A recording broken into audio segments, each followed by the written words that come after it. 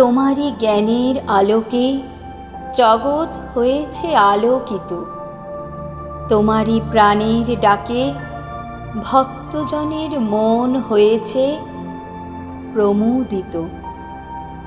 বারদি আশ্রমে 19 জ্যৈষ্ঠতে তোমারই স্থূল দেহ নিয়ে চলে গেলেও তুমি যে বিরাজমান আজ আমাদের প্রতিটি ক্ষণে। বসে আছো রাজাধিরাজ হয়ে আজও আমাদের সুপ্রসন্ন মনে। তোমার কথা ভেবে স্বপ্ন থেকে চলে আসি জীবনের রূঢ় সত্যে। তোমার ভাবনায় বিমোহ কাটে সকল বিভীষিকাকে দূরে রেখে।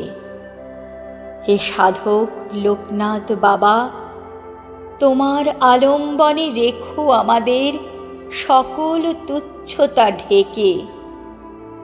তোমাতে সমৃদ্ধ আর পরিশুদ্ধ করে আমাদের বিরামহীন সাধনায় তোমাকেই নিয়ে চলি যেন সর্বদেহ মন প্রাণে।